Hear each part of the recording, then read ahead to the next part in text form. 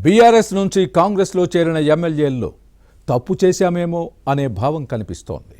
పశ్చాత్తాపంతో కుమిలిపోతున్నారనే మాట వినిపిస్తోంది. అపరాధ భావంతో కుంగిపోతున్నారనే ప్రచారము జరుగుతోంది. ప్రభుత్వాన్ని నిలబెట్టిన తమను ముఖ్యమంత్రి రేవంత్ రెడ్డి సర్కారు పట్టించుకోవడం లేదని పార్టీ మారిన శాసనసభ్యులు ఆగ్రహం వ్యక్తం చేస్తున్నారా? అనవసరంగా కాంగ్రెస్కు మద్దతు ఇచ్చామని మదన పడుతున్నారా? ఇచ్చిన హామీలు నెరవేర్చడం లేదని ప్రభుత్వంపై అలకబూనారా? సర్కారుపై చేస్తోన్న విమర్శలతో పాలక పెద్దలు కంగుతిన్నారా? బీఆర్ఎస్ ప్రభుత్వ విధానాలే బెటర్ అనడంలోని ఆంతర్యమేంటి? మళ్లీ గులాబీ గూటికి చేరాలనే ఆలోచన చేస్తున్నారా?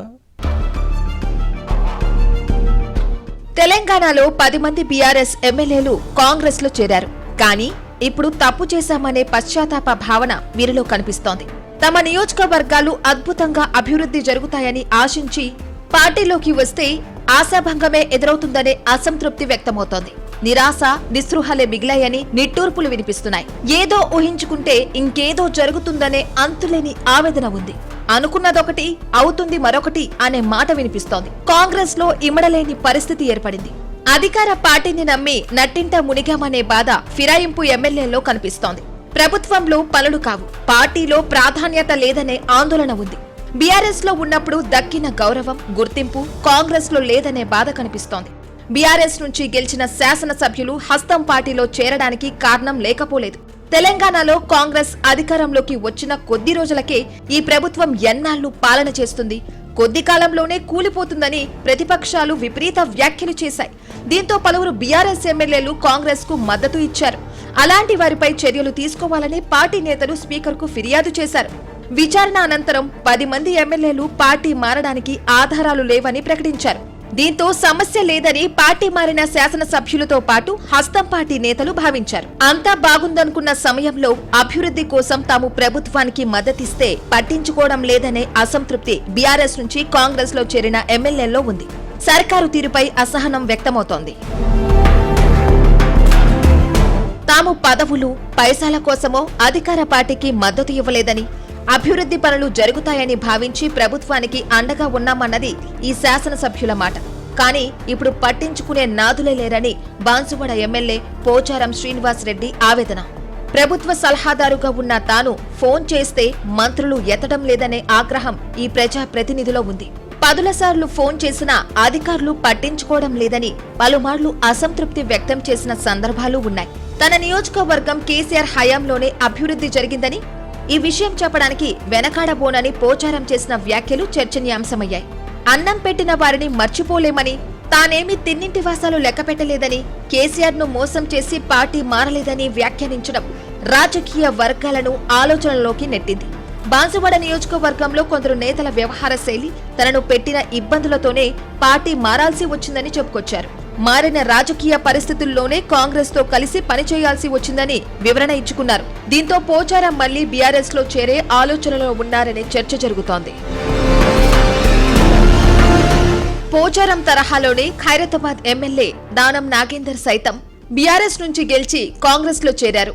ఈ నేత హస్తం పార్టీ ప్రభుత్వంపై అసహనం వ్యక్తం చేశారు. ఇటీవల గులాబీ దళపతి కేసీఆర్ ను పొగడ్తలతో ముంచెత్తారు. బీఆర్ఎస్ ప్రభుత్వ విధానాలను మెచ్చుకోవడం కాంగ్రెస్ నేతల్లో కలవరానికి కారణమైంది. హస్తం పార్టీ ప్రభుత్వంతో ఏమున్నది గర్వకారణం, రాష్ట్ర అప్పుల కుప్పు వెరసి ప్రజలకు తిప్పలు అనే విధంగా దానం నాగేందర్ చేసిన వ్యాఖ్యలు పార్టీతో పాటు ప్రభుత్వ వర్గాల్లో కలకలం సృష్టించాయి. ఈ శాసనసభ్యుడు కాంగ్రెస్ లో చేరి తప్పు చేసినట్టు భావిస్తున్నారని, పశ్చాత్తాప వ్యక్తం చేస్తున్నారన్నది బీఆర్ఎస్ లో వినిపిస్తోంది. దీంతో దానం మళ్లీ యూటర్న్ తీసుకునే అవకాశం ఉందన్న గుసగుసలు వినిపిస్తున్నాయి.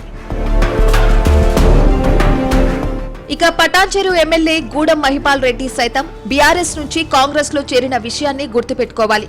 కానీ నియోజకవర్గాల్లో ఉన్న వర్గపోరుతో మున్సిపల్ ఎన్నికల్లో బీఆర్ఎస్ కు మద్దతు ఇచ్చి గెలిపించుకోవడంతో కాంగ్రెస్ కంగుతింది. అప్పటి నుంచి హస్తం పార్టీకి దూరంగా ఉంటూ కారు గుర్తు పక్షం కార్యక్రమాలకు హాజరవుతున్నారు. ఇక జగిత్యాల ఎమ్మెల్యే సంజయ్ సైతం తనకి ఇచ్చిన హామీలను ప్రభుత్వ పెద్దలు పట్టించుకోవడం లేదని ఆవేదన వ్యక్తం చేస్తున్నారు. చెప్పింది ఒకటి చేస్తున్నది మరొకటి అనే భావన ఈ ప్రజా ప్రతినిధుల్లో ఉంది. మరోవైపు గద్వాల్ ఎమ్మెల్యే బండ్ల కృష్ణమోహన్ రెడ్డి సైతం ప్రభుత్వానికి మద్దతు ఇస్తే తన నియోజకవర్గంలోని గట్టు లిఫ్ట్ ఇరిగేషన్ స్కీమ్ పనులు జరుగుతాయని భావించారు. పలు జలాశయాల్లో నీటి నిల్వ సామర్థ్యం పెంచితే తనకు వచ్చే ఎన్నికల్లో తిరుగు ఉండదనుకున్నారు. కానీ పనుల్లో జరుగుతున్న జాప్యంతో బండ్ల కృష్ణమోహన్ రెడ్డి ఆవేదన వ్యక్తం చేస్తున్నారు. దీనికి తోడు స్థానిక నేతల వర్గపోరుతో గద్వాల్ కాంగ్రెస్ లో గందరగోళం నెలకొందనేది ఈ శాసనసభ్యుడి మాట. కారు గుర్తు పార్టీలో క్రమశిక్షణతో రాజకీయాలు చేసిన తాము కాంగ్రెస్ కల్చర్ లో ఇమడలేకపోతున్నామనే భావన ఈ ప్రజాప్రతినిధుల్లో ఉంది. హస్తం పార్టీల్లోని అస్తవ్యస్త పరిస్థితులు, ప్రభుత్వ పోకడాలను పరిశీలించిన తర్వాత ఏడవాలో నవ్వాలో తెలియని అయోమయంలో ఉన్నామనే భావన ఈ శాసనసభ్యుల్లో ఉంది. అన్న వస్త్రాలకు పోతే ఉన్న వస్త్రాలు ఊడిన చందంగా తయారైందనే ఆవేదన పార్టీ మారిన ఎమ్మెల్యేలో కనిపిస్తోంది.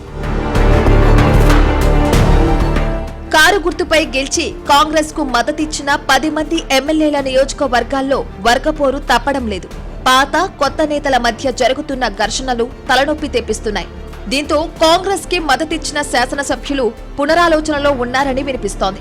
అభివృద్ధి జరుగుతుందని ఆశించి అధికార పార్టీకి మద్దతు ఇస్తే చివరికి నిరాశ ఎదురవుతుందనే ఆవేదన ఈ ఎమ్మెల్యేల్లో ఉంది. హామీ ఇచ్చినా పనులు మాత్రం ముందుకు కదలడం లేదన్న అసంతృప్తి వ్యక్తమవుతోంది. మరోవైపు స్థానిక కాంగ్రెస్ నేతల నుంచి సరైన సహకారం లేకపోవడం సమస్యగా మారింది. ఇక పాత కొత్త క్యాడర్ మధ్య తరచూ గొడవలు అవుతున్న క్రమంలో పార్టీ మారిన ఎమ్మెల్యేల్లో అనవసరంగా కాంగ్రెస్ లోకి వచ్చామనే అపరాధ భావన కనిపిస్తోంది. మరోవైపు ప్రభుత్వాన్ని కూలగొడతామని ప్రతిపక్షాలు ప్రకటించినప్పుడు మద్దతిచ్చిన వారికి ప్రాధాన్యత ఇవ్వాలని హస్తం నేతలు భావించారు. కానీ ఆర్థిక ఇబ్బందులతో ఇచ్చిన హామీలు మాత్రం నెరవేరడం లేదు.